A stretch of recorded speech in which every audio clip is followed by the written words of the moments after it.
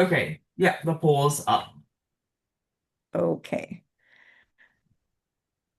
So it looks like people haven't had a chance to get into that quite yet. Yeah, for Okay. those on the new Zoom, a poll should pop up and then you can pick. There's two questions and then yeah, it should just Okay. update as they pick it. So sorry, I'm trying to just get rid of one more. There we go. So in open skill sports, and that basically means sports that have a high degree of variability in terms of environment and variables that can impact a performance, such as equestrian sport, the demand for mental agility is greater, of course, because conditions are constantly changing in equestrian sport. We know this. And if you contrast this with a closed skill sport, so that would be something like, okay, running 100 meters or swimming 200 meters or even golf. So we're looking at skills that are more in a more controlled environment and less can impact the outcome. Team sports are, of course, open skill sports as well. Um, Equestrian is a team sport or a pair sport, I guess we could say. So yes, there's just more demand on riders because things can constantly change with horses, of course. And this also opens up that because there's that variability, there's also a greater opportunity for things to go wrong, for errors to occur, for mistakes to occur as well. So, yeah, open skills sports tend to be very challenging that way, which is why we need that mental agility. So, first, a little quiz I'm going to start with. And what is mental agility? And first question. So mental agility always means always staying calm under pressure. What kind of response do we have for that one, Jessica? We have a few people saying that. There's a couple of responses saying if you think faster, you're more mentally agile. And then six responses that said mental agility can be trained. Okay, so this first question, did people respond mostly true or false? Or maybe they're Uh, not. true, true. And then for like the mentally agile people don't make mistakes, that was false. They always feel confident, that was false. And the other ones were true. Okay.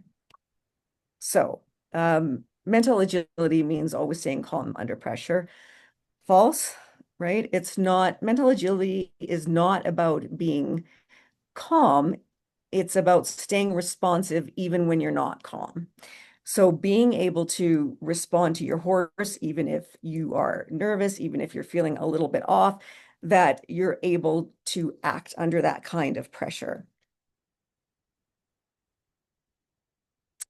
If you think faster, you're more mentally agile.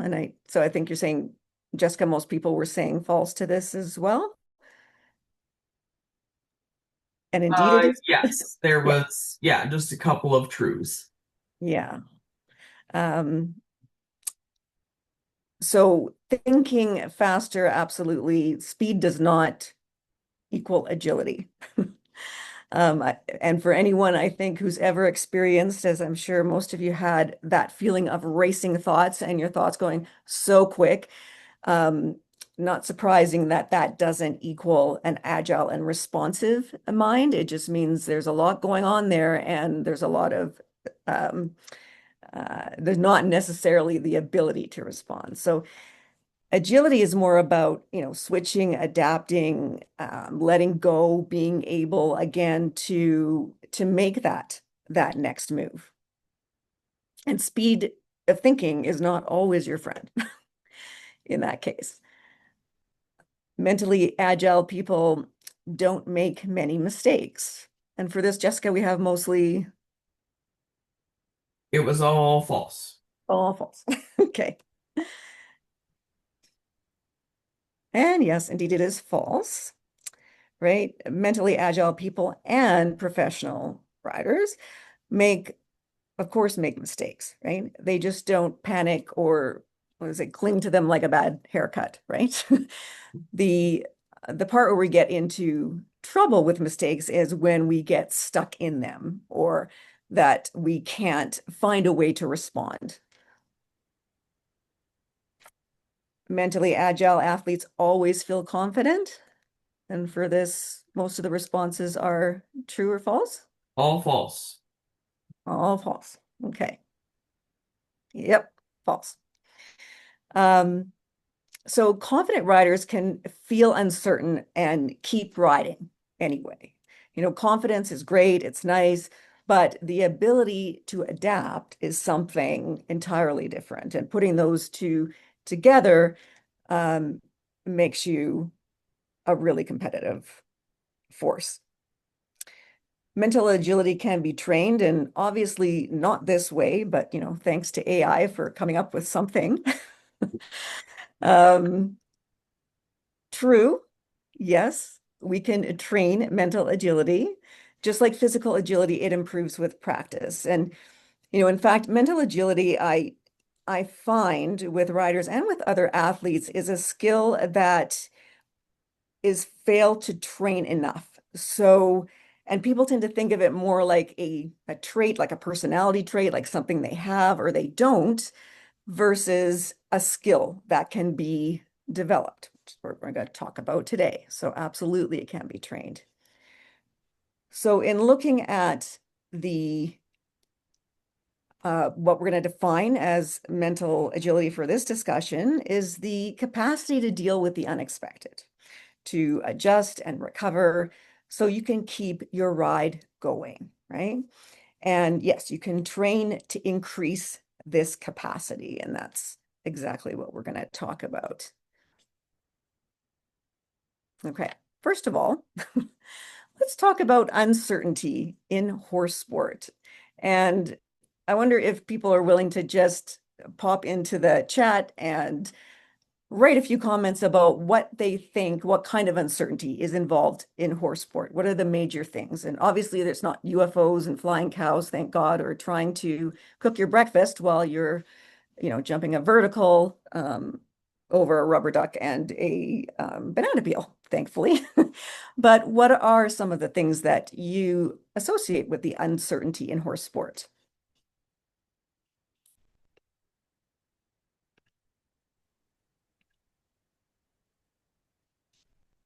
Uh, Weather, oh yeah. yeah, you can see the Okay, yeah, horses, see the train. horses mood, absolutely. And in fact, the first point is the horse factor, obviously. You have a partner that changes daily, has its own nervous system, has good and bad days, and you have to partner with um, that being and their nervous system on that day in order to achieve a goal. So the horse factors, of course, can bring a lot of uncertainty.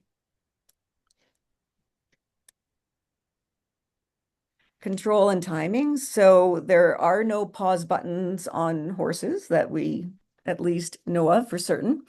Um, Once you're into your ride, right, you must respond and act in real time, ideally. There is no pause button. There is no pausing as there is in other sports, right? So, and that can, of course, bring a lot of uncertainty. I like this loose dogs, kids, umbrellas, flags. Absolutely. Environment, footing, weather, other horses, dogs, kids, noise, all of these things are unpredictable. And so we don't know quite what we're getting on the day. Outcomes are also uncertain, right? When we think about not just riding outcomes, competitive outcomes, results don't always match effort. And that's not just for obviously for the subjective components like dressage, Hunters, the capacity for uncertainty there, that the result isn't going to really match what you think and what effort you put in, is greater. But also there's just all kinds of reasons in horse sport why your effort doesn't always seem to match the results. So another form of uncertainty. Okay. So why is it that riders and just humans in general struggle with uncertainty? Well, the first is that uncertainty is registered in our nervous system as a potential threat. So we have a negativity bias built in. This is our survival system. We can't really change that, and we don't really want to because we want to survive. But the fact of the matter is that we do register uncertainty as the potential for something to go wrong. So it alerts us, and we tend to regard it as potentially negative, and that stress obviously is uncomfortable, and none of us like being in that uncomfortable place where we don't know what's going to happen. Um, Secondly, with respect to riders, humans love plans. We love making plans and goals, and we have the prefrontal cortex that allows us to do that, to look forward and to be able to think about those things, whereas horses just live in the moment, right? They're just going with what's happening, with that kid screaming across the field or the umbrella opening or whatever's happening in the moment. Um, and under stress, our brain, their brain as well, but our brain really does work differently. Our attention narrows. Of course, going back to the idea of that negativity bias, we tend to look for, are there any potential threats? So we tend to think more negatively. We're not in the most typically, especially as our stress levels get higher and higher, we are not in a problem solving um, capacity. And of course, that often can lead to more mistakes, errors in judgment, and is, as we know that this is happening, again, very uncomfortable. And so uncertainty equals uncomfortable, and it is the human condition that we're not, right? We're not so wild about it. Okay, so what does not work, but what do we often go to in order to cope with this? And there's a second poll. I don't know if you can see any responses on there. Oh, yes, I can. Oh, yes. Okay, I'll see if I can get back to it. I put it, okay, I might have to get you to give me the lowdown on some of the answers, but I just included some of the typical things that not just riders, but other humans and myself go to, that are what we consider like maladaptive coping mechanisms, but nevertheless we go to when we're faced with uncertainty. So running 37 mental simulations in our minds, or going through 60 different conversations and how they could unfold. Overthinking everything. That was a good one. That was a popular one. Yep. Yep. Okay. Doom forecasting. Also, So, also well, popular. also popular. Mhm. So yeah, let me just prepare myself as best I can. And this is going to be bad. So it's better if I prepare, because then you know, I might feel some semblance of control. Riding ultra carefully to avoid trouble. Not sure how common that one was. Just one. So just one. Okay. So sometimes people will resort to literally slowing down under riding to try and control or micromanage the ride in order to deal with uncertainty. Um, panicking early, just in case. Is this one popular? No, just one. Oh, just one. Okay. So, again, sort of like the doom forecasting. Well, let me just say, I'm going to panic now because it's going to be bad. I'm just going to get ahead of this thing. Um, Pretending uncertainty doesn't exist. Did Also anyone? popular. Sorry? Also popular. Also popular. Okay. So yeah, I'm just gonna, oh, now I can see it. Here we go. Oh, Um, Overthinking okay, pretending it doesn't exist. Okay. So I guess number one would be for this group, overthinking and pretending it doesn't exist. Okay. Whoops. Sorry, I'm gonna go back to that. So can these are, like I said, very, very common. Can anyone tell what these things kind of have in common as coping strategies? Like why they might be so common? Anyone wants to try a stab at that in the chat?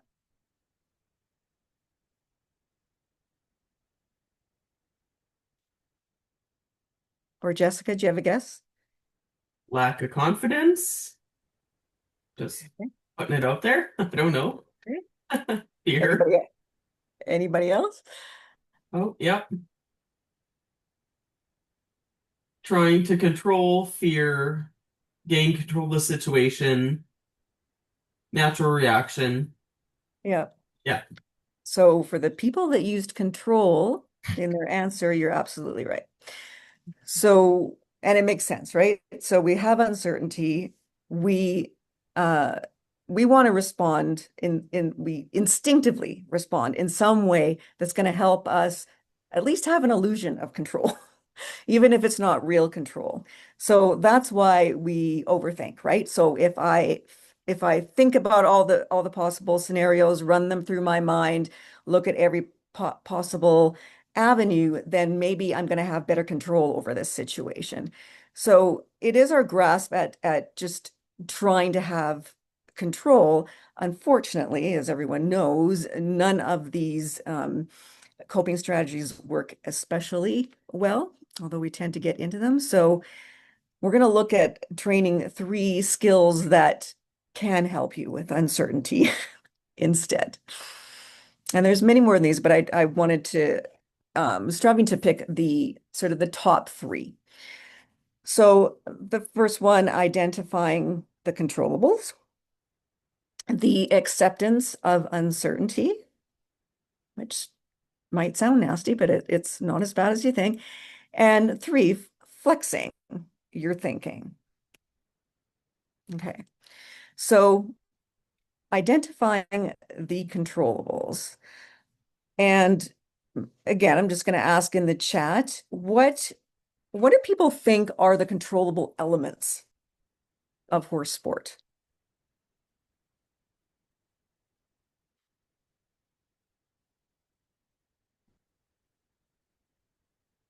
And or Jessica, you can take a stab at that too. What do you think are the controllables in horse sport?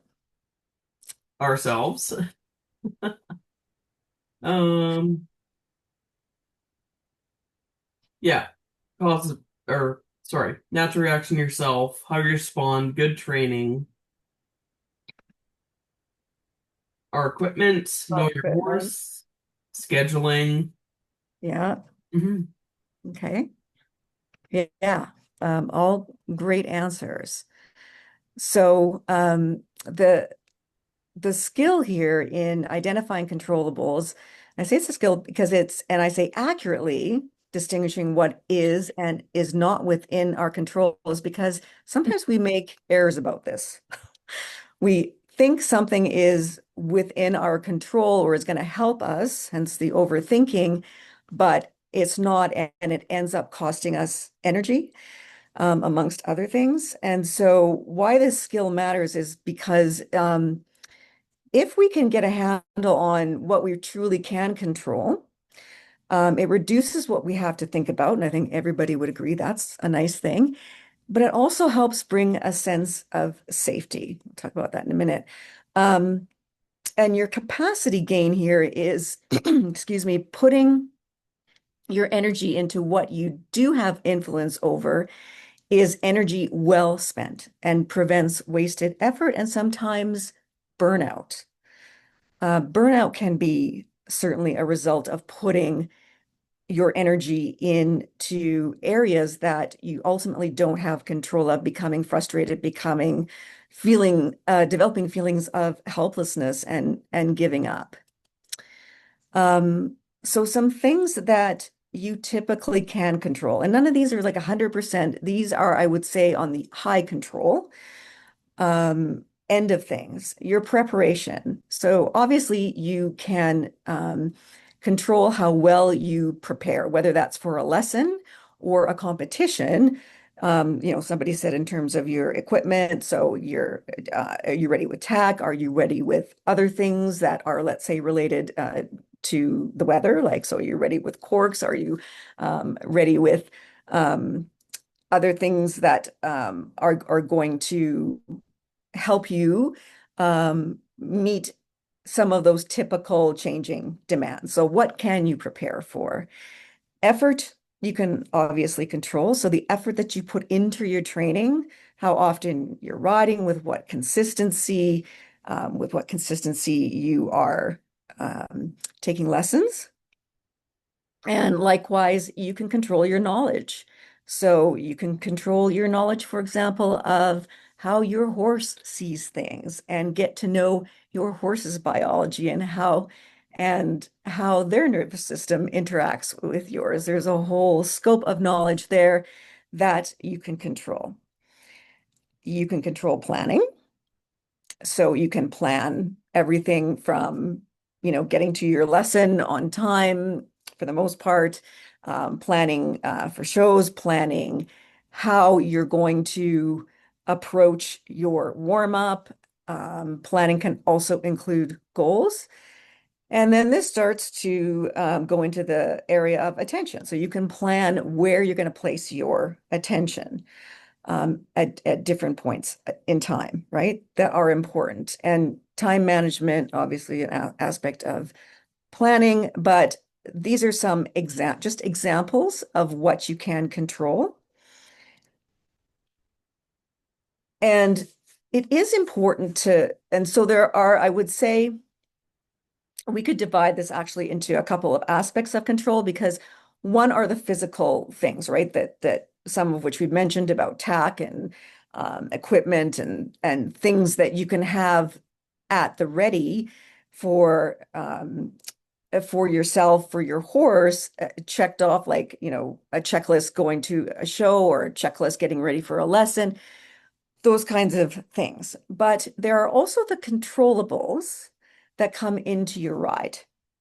So, example here is having 1 to 2 process goals. And process goals, just as a reminder, are the type of goals that you can control. One example would be, I want to make improvements on the consistency of my canter.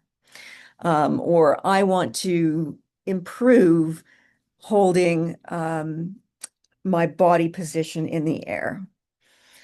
And so, yeah, and so that could look like anyone, and is going to be different for different people, obviously, different stages of their learning, different horses, all of those other variables. But within that, there are things that you can control, right? And from this, you can name some attentional controllables, right? Well, okay, if I want to work on better rhythm, better body position. So it might be, consistent leg and a light contact with the rein.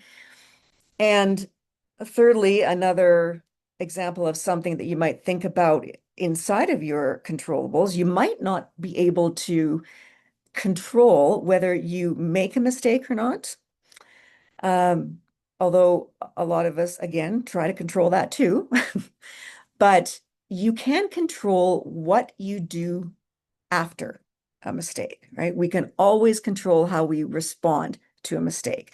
So, what is your reset behavior going to be? And let's say we decide this is in response to our specific goals that we have for this ride or this round, about if I lose that rhythm in my canter, My reset behavior is going to be close, a cue of like close leg, lighten contact, something like that. But it's going to be, you're going to know ahead of time what your reset is. So you can start to practice it naming your controllables. And like I said, that goes for your physical, organizational things, but also for the elements of your ride that you can control. And if I find it pretty true, if you can't name the controllables for your ride quickly and confidently, chances are you won't be able to access them in competition, right? And that makes sense. But again, I find this is something that is sometimes missed in adapting or in improving our mental agility, flexibility, our preparedness is is making those distinctions and really taking care of what we can control. Because, whoops, I just want to go back there. So, because ultimately, when you what you do when you name those controllables and you take them out of the mix, referring to an earlier slide, you take things off of your thinking plate. So these things I know about, these things, this is my structure. And you also tend to feel safer because you have some structure, right? You've named some things that you know are within your control and that you can, so to speak, sink your teeth into. And and then the rest is freed up to respond to your horse, which is ever so important in this sport. One of the main, I would say, negatives that can come out of not being very mentally agile is like leaving the conversation that you have with your horse. Okay. Two is accepting uncertainty as part of the game. And I found this photo. This, of course, harkens back to our COVID days and trying to go to horse shows. Um, and certainly this was a time when we definitely learned about uncertainty, didn't like it very much, but tried our best to, I believe the word of the day was pivot, and tried to adapt. Uh, the Again, we have such an instinct to equate accepting uncertainty with being in danger from our nervous system that we have to approach training this as if we are actually um, teaching our nervous system that not all uncertainty is not manageable, that not all uncertainty is danger. So let's take a typical scenario that I'm sure most of you have gone through. Um, your horse spooks at something they've seen a million trillion times. Okay. Tell me in the comments first of all, what's your first response in your head? What's the first thought that comes to your mind? And I also want you to think about what does your nervous system feel like in that moment? What's going on in your body?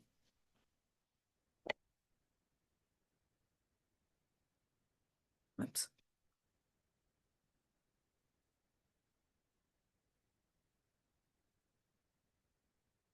And Jessica, do you have anything to start us? Yes. Stacy said, spooking at the same thing. Are you for For real? real. Okay. And what is that, Stacy? What does that feel in your nervous system? What does it feel like when it The response was like, "You're kidding me, right?" Circling leg irritation? if I'm still on. Yeah, irritation, annoyance. exasperation. Right. So, yeah, really, again, yeah, shaky from embarrassment and frustration. Absolutely. So, all such common reactions to a common scenario in horse sport. Um, I added some for you here. So, that either that I've heard or used myself along the way. So, in some way, when something happens like this, of course, our automatic thoughts tend to be about we want to say we want to be into this is not happening, right? Like, or and we are catastrophizing it, right? Next stop, total loss of control, public humiliation, emotional ruin. I'll never ride confidently again. Why are you not responding to my 47 simultaneous aids? Um, you know, trying to like white knuckle your way through it, like sure, positive vibes, but while you're clenching every muscle in your body, um, trying to figure out, as some people have in the comments, about okay, what now? Like the wind, a memory, a trauma from 2009. Um, is this sometimes it's just like, is this about me? Like, right? Somebody said embarrassment, my energy, my childhood. Like, why does this keep happening? Um, what if I caused this by thinking about spooking earlier? Get it together so we can get very harsh, and everyone else can handle this except you. So our often our first thoughts to something of the unexpected happening are like this: no, I don't want this. I don't want this to be happening. And that's reflected in how we feel, but also in when you kind of you know connect with your nervous system or remember what your nervous system feels like in that moment. Again, it's usually a sense of a threat, right? Like, damn it, this means bad stuff, things are over, etc., or I can't handle this, that sort of thing. So it's that kind of denial of what's happening. Um, so what we want to move to, and we're talking about accepting uncertainty, is not to go Yahoo and wing it with everything, but we want to be able to, instead of saying no to what's happening, so no, this like this can't be happening. Why is this happening? I don't want this happening, is to get used to that acceptance by saying yes to it, right? So yes, this is happening, right? So yes, and then identifying something that you can do. So an action. So yes, and I can slow this down. Yes, and I can adjust my plan. Yes, and leg on forward. Yes, and back to the right. Yes, and return to rhythm. Yes, and I've got you. We're going to solve this forward. Yes, and stay with me. Now, I'm just wondering, does anyone have a different yes that they've used, just in response to this particular situation of a spook where it was more of a sense of, okay, it is happening, and accepting that fact, but identifying an action and committing to that. So I can see yes, and let's get back to it. Yeah, absolutely. Do you have a yes, Jessica, that you've ever thought of on this one? Probably several, but I just love that like this is like the improv take on it. It's just like yes Yeah. And and turning yeah, it into a positive. Like I love that. yeah. And all right, you're a big horse. Is that what that says? Oh, you're a brave horse. We got this. And that's great because that's saying yes, like, yeah, this is happening. Yes, stay with me. I'm with you. Like we're staying in this together. And that's there's a lot of nice things about yes, and you're right. This is a riff on improv. Um,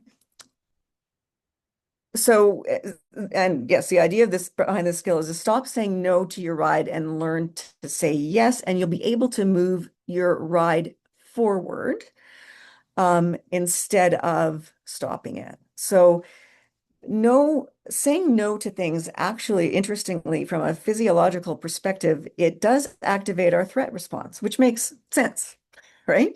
It it's a reaction, right? It pulls you into your head. You want to judge things. You like what's going on. You want to gain that control. Whereas when you say yes to a situation that's happening, it activates your orienting response. So, yes, what is going on?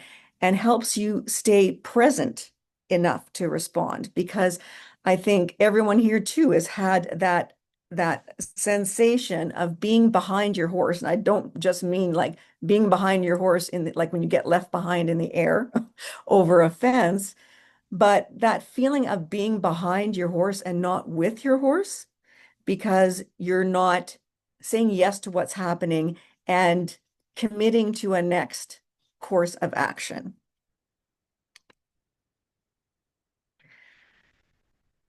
Okay, number three, changing your view. Oh, I think I may have put the wrong slide in here. Okay, that was supposed to be that. No, I okay. I obviously. Oh, now I have to pivot because I think I used the older version. So sorry. We are on skill number three, which is flexing your thinking. Okay, so learning to look at things a different way, which is, yes, it's part of yes and. Um, the challenge with trying to flex your thinking is that rigid thinking again feels safer. So we tend to like these defaults of, even these own stories that we have about ourselves. Like, no, I'm not able to do that. I'm not that kind of rider. I'm this kind of rider. Or we tend to really cling to these stories and also the rigid thinking because going back to the overthinking and the trying to control our thinking, the thinking is usually not very flexible, right? Um, Rigid thinking kind of goes like, well, it has to be like this. Um, if the plan is ruined, the round is ruined. If I make an error, then everything is lost. And so, and of course, this kind of rigid thinking can lead to errors stopping everything because um, that's where the belief is, right? About, and that's the rigid thinking around, well, if it's not this, it's that. And so if there's a mistake, then all is lost. So, and it does, people with rigid thinking, a common one is treating mistakes as failures. Okay. So hence a lot of times trying to ride to avoid mistakes or to over control. Um, and rigid thinking really does prioritize control. Like again, if we go back to those, maladaptive responses, how can I how can I get control? And a it's not even a conscious thought. It's very often just a natural response to feeling out of control and wanting that control back. The problem is that, yes, every time that we think in this way, right, we're drawn back into our head. We have delayed reaction time. We leave the conversation with our horse. We're, again, not accepting what's happening, but getting stuck in, I didn't want that to happen. It shouldn't have gone this way. I don't like this. I can't deal with it, right? Flexible thinking looks more like, well, let's see what we can work with. Stay with the rhythm, solve it forward. So, and I really personally, I like that as a bit of a mantra or a cue, right? So stay with whatever, but staying with things and solving it forward because we want to ultimately move the ride forward. We want to stay with it. We don't want to, right, pull back and get disconnected. Um, and we want to treat mistakes as information. And again, going back to the fact that this is an open skill sport and mistakes, errors are more likely in open skill sports than they are in closed skill sports.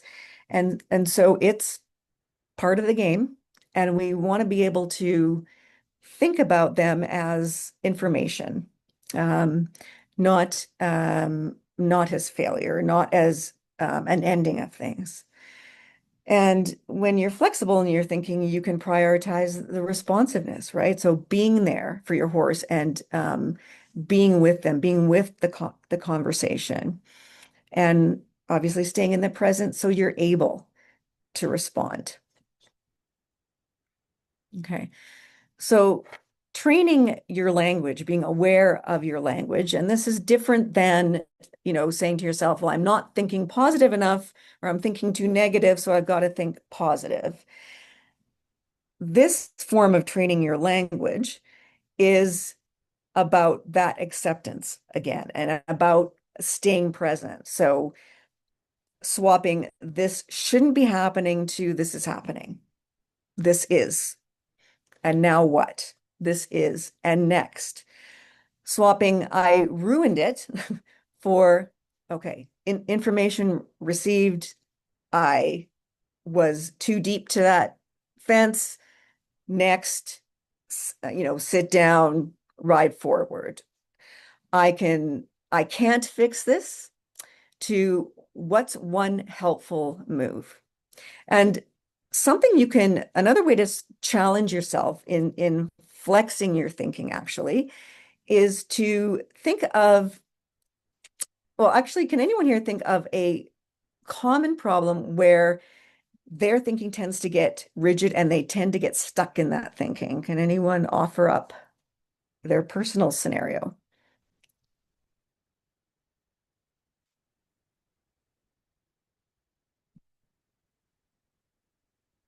in the chat, or here I am putting Jessica on the spot again?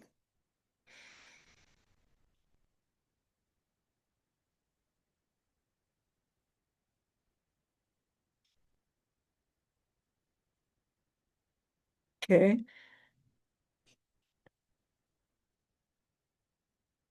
I need to do everything evenly on both sides. Okay. So meaning like when you're working your horse, it has to be both sides evenly, or else something not good is going to happen. I take that's what you mean by that? Okay.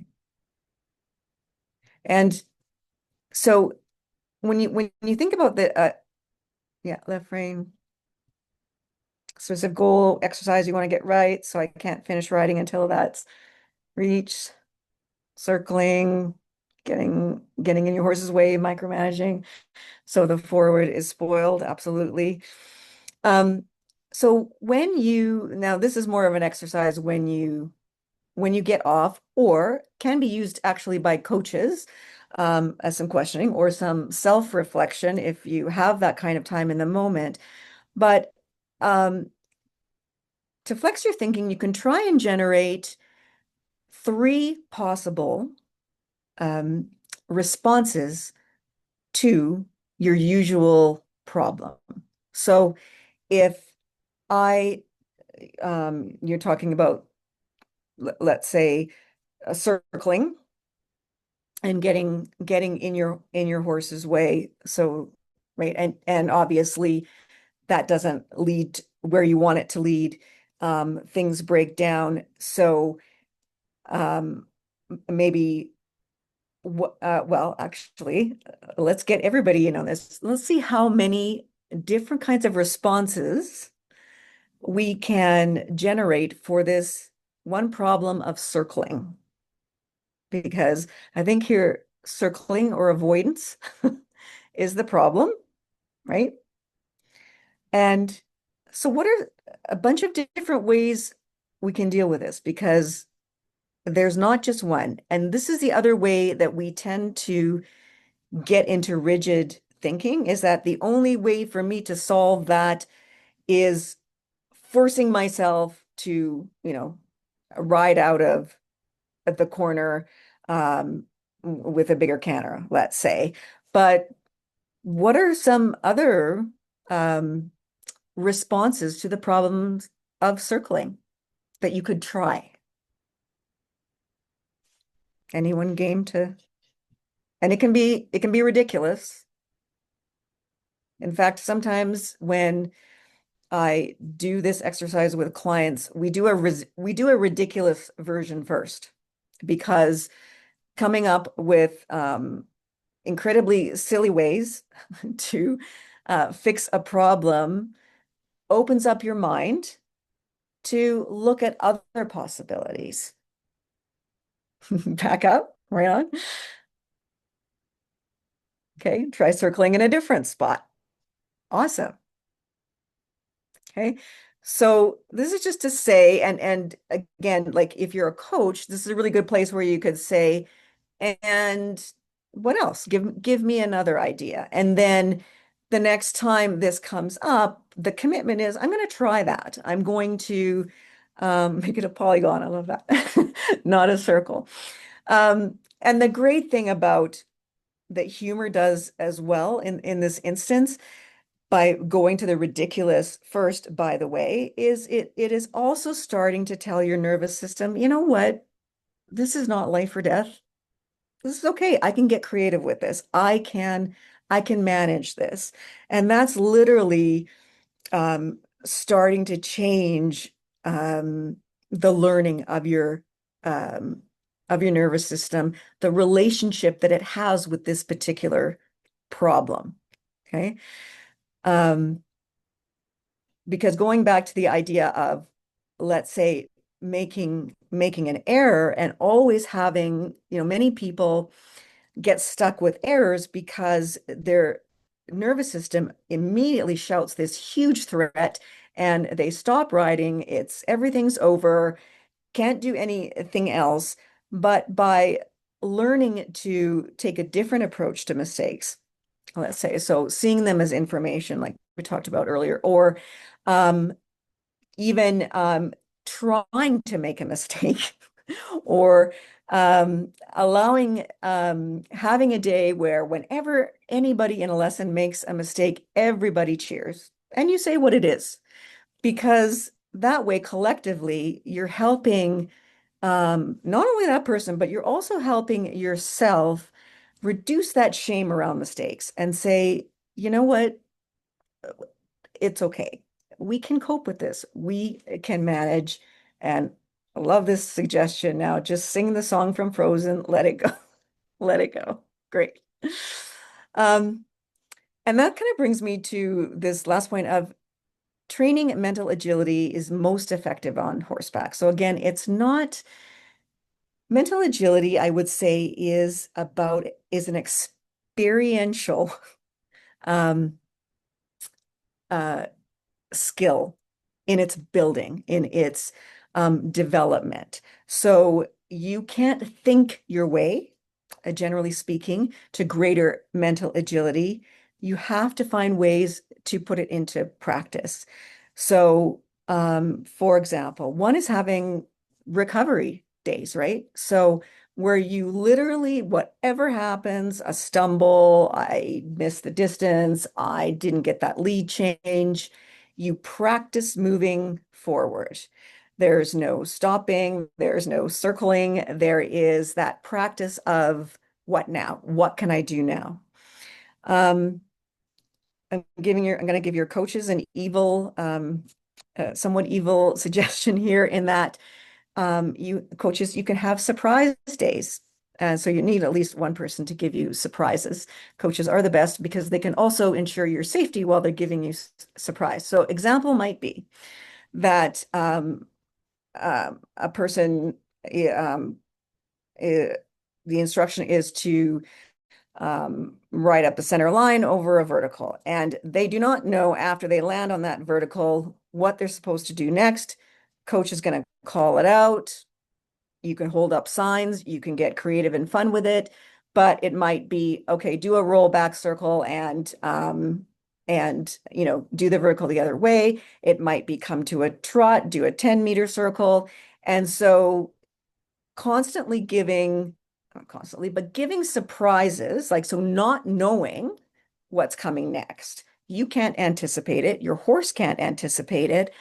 What that does is to help you have those days where literally all that you are focused on is doing the best to problem solve and apply and commit to a course of action in that moment.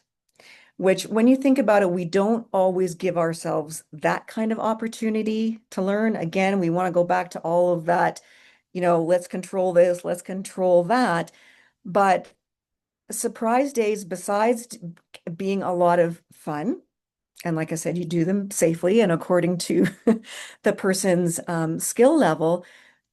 Yeah, a lot of fun and such a beautiful opportunity to learn to stay connected and work with your horse through things.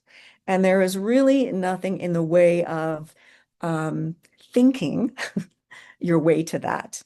You have to feel it. Your nervous system has to feel it. And again, the beautiful thing about these kinds of things like the error recovery, the recovery days, and the surprise days is that you are training your nervous system to regard these things not as horrible threats that you can't manage, but puzzles that are might be uncomfortable, but you can come up with things. And you do start to come up with things, but you have to give yourself that space to literally to have the uncertainty, if that makes sense. And in this way, you're helping to train responsiveness, not control. Okay. There's a place for training control, obviously, and like back to that thing of it is important to identify controllables and know what those are because those do give us our sense of safety in a ride.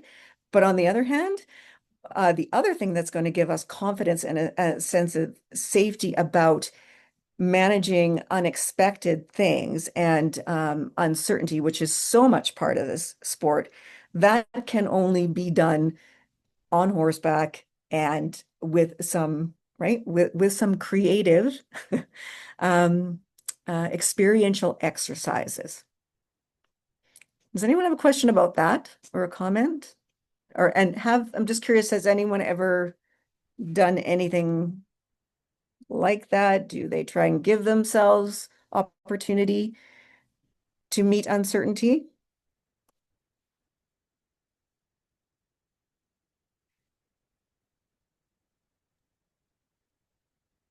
Well, I can say like when I'm coaching and I'm sure other people are coaching, um, you've got to prepare for the unpreparable. Like in a jump course, you're gonna have 100 strides, only eight of them are gonna be over the fence, and only like three fences are gonna be like perfect distances, and you're either gonna get a short or a long.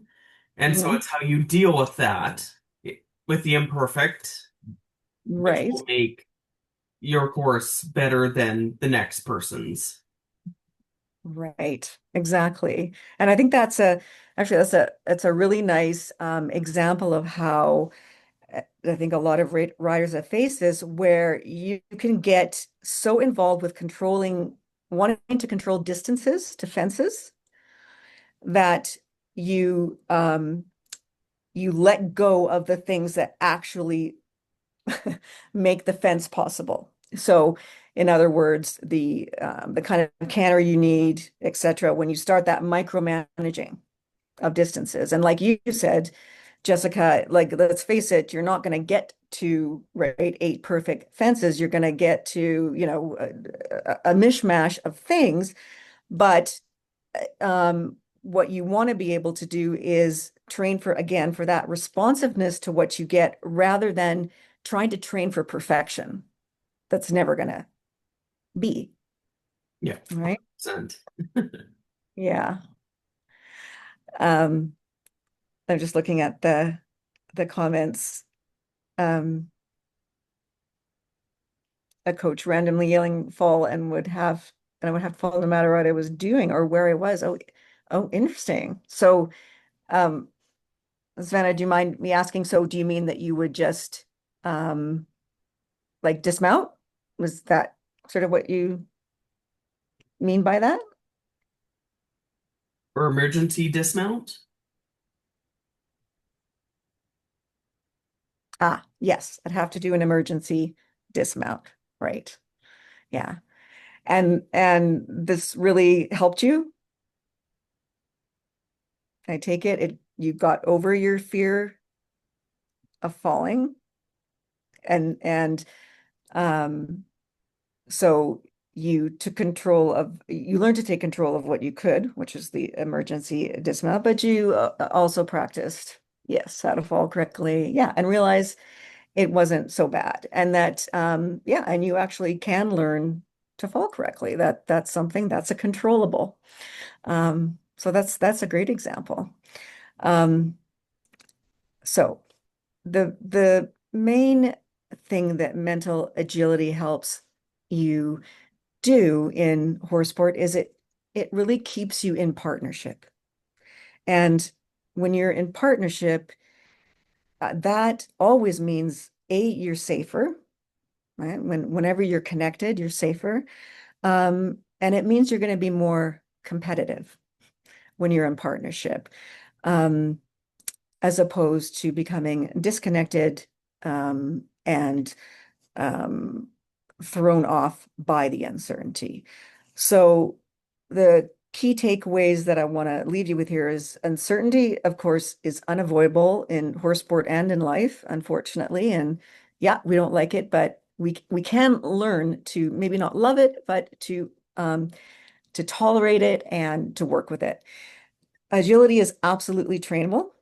You just have to make space for that skill, to be able to train it. And partnership requires presence. And that is definitely part of the reason why, as I said, mental um, agility is so important to horse sport. And your surprise here, as Jessica already said, is that, yeah, you just did a little bit of improv tonight with the yes and, not like this, although this kind of looks fun, like it could be fun, taking your horse to improv. But the improv is about learning to stay with what's going on, saying yes, adding to what's going on, and also being able to detect that difference, which I hope is one of the things that you take away tonight, is how, saying no to something that's happening, how that feels in your nervous system, no to a mistake, no, my horse is spooking, in whatever language, but no, as opposed to yes, and I'm gonna take this action. I'm gonna commit to this action and move that ride forward. So, time for some questions. Bring them on. Okay, I've not seen your like slideshow, so I didn't know that you were going for the improv thing. But yeah, no, it applies to many, many things in life, for sure. Yeah. Yeah, if anybody has any questions, if you could put them in the chat, or if you just want to pop your uh microphone on, unmute yourself and ask. While you're doing that, I'll just take one quick sec to thank April for another amazing webinar. It's always so much fun, and you have so many like really great insights. We really appreciate you doing this for us. I'll like to thank HTA for sponsoring this, as well as Kathleen for organizing. And I'd like to thank you guys for having me again, and just say to everyone that I will be sending Jessica a handout about, and I'm just going to focus this handout on the different ways that different ideas you can use to creatively train some more mental agility. And so I'm going to send that to her. And I'm also doing some pilot programs in the use of improv in training performance skills. So those are going to be in-person things, but I'll send the information about that too. And if you're interested, you can just contact me. I don't have any specific dates or anything yet, but you'll get that information as well. That's amazing. Yeah, definitely. I will send out an email with the recording of this webinar and April's resources. And yeah, like the thinking on your feet thing, 100% applies to many, many things riding in real life. Yes. Yeah, lots of thank yous in the chat. Any other questions before we sign off? No, we're a bit over.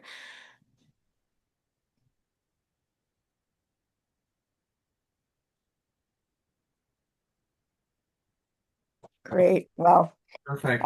and you know what? If anyone wants to send me your stories about how your surprise days are or how some of these things work out, I'd love to hear that. So Yeah, feel that's so feel fun. free to feel free to All shoot right. me an email. Yeah. Wonderful. All right. Um, Thank you so much, April. We okay. will see you soon. Thanks and thanks, Talk to you soon and Kathleen. hopefully see you next year. Great. Absolutely. Okay. All right. Good night, everyone. Good night. Thank you for coming. Okay.